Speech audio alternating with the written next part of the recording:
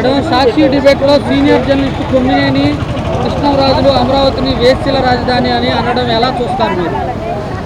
ఎలా చూస్తామనేది ఫస్ట్ హేయంగా చూస్తామండి.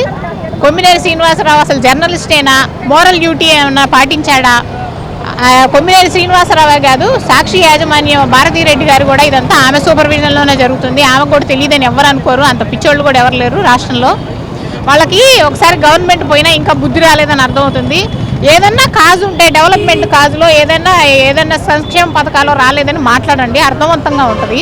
ఇంత నీచంగా పద్దాకులు ఆడవాళ్ళ మీద పడి లేనివి అంటగట్టి ఎప్పుడు చూసినా ఆడవాళ్ళ మీద పట్టవే, పై స్థాయి నుంచి కింద స్థాయి వరకు, ఆఖరికి మా జిల్లా కోర్టుల్లో కూడా వాళ్ళ వైసీపీ వాళ్ళ చేత ఆడవాళ్ళని అనిపించేది.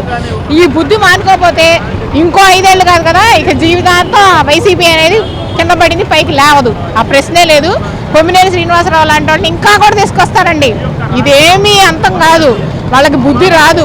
కాబట్టి దేవుడు 11 కాదు కదా, ఈసారి చిన్న ఇచ్చి చూపిస్తాడు. సజ్జల రామకృష్ణారెడ్డి అనే ఆయన అచ్చమైన పేటీఎం అని అందరికీ తెలుసండి. ఆయన అయ్యుండి పేటీఎం జగన్ రెడ్డి దగ్గర ఉన్న దొంగ డబ్బునంతా తీసుకొని సగం డబ్బుని జగన్ రెడ్డిని భారతిరెడ్డిని వెనకేసుకురావడం తప్ప సజ్జల రెడ్డికి ఏమీ తెలియదు. వచ్చి ఆయన ఏదో నడిపిస్తున్నా అనుకుంటాడు. అంతకు ముందున్న దుర్మార్గపు తెలివి కళ్ళ కూడా తోసేసి మరీ వచ్చాడు సజ్జల రెడ్డి. ఎందుకు వచ్చాడు? కాసుల కోసం వచ్చాడు, దొంగ కాసుల కోసం. సజ్జల రెడ్డిని లెక్క చేయాల్సిన పనే లేదు, తీసుకెళ్లి జైల్లో పెడితే అయిపోద్ది సజ్జల రెడ్డి పని. 100కి 200% తప్పు. వైసీపీ నేతలు అనేవాళ్ళు కళ్ళు తెరవాలి. కొంచెం అయినా సరే సంస్కారవంతంగా మాట్లాడేది, వీళ్ళకు సొంతంగా ఉన్న సంస్కారాన్ని కూడా వైసీపీ రాజును బట్టే కింద వాళ్ళు కూడా తయారవుతున్నారండి. కాస్త కూస్త పద్ధతిగా మాట్లాడేవాళ్ళు కూడా. మీ పద్ధతిని వీడకపోతే మాత్రం మీకు భవిష్యత్తు అనేది ఉండదు. కార్యకర్తలు కూడా ఆలోచించుకోండి, వీళ్ళు ఏం మాట్లాడుతున్నారు? సంక్షేమ పథకాల గురించి మాట్లాడుతున్నారా, డెవలప్మెంట్ గురించి మాట్లాడుతున్నారా, దేని గురించి మాట్లాడుతున్నారా? పాపం పుణ్యం తెలియని అమరావతి రైతులు ఏం చేశారండి? వాళ్ళ బతుకులు, వాళ్ళ పొలాలు, వాళ్ళ బిడ్డలు భవిష్యత్తుని అన్ని తాకట్టు పెట్టి మరి పొలాలు ఇచ్చిన పాపానికి వాళ్ళని ఇంత క్షోభ పెడతారా మహిళా రైతుల్ని? మన ఇంట్లో ఆడ మనిషిని అంటే మనం ఎంత క్షోభ పడతాము? సిగ్గు శరం ఉండాలి కదండి మాట మాట్లాడే ముందు. ఇదంతా కొట్టదా? కొట్టింది అయినా బుద్ధి తెచ్చుకోకపోతే ఏం చేస్తారు?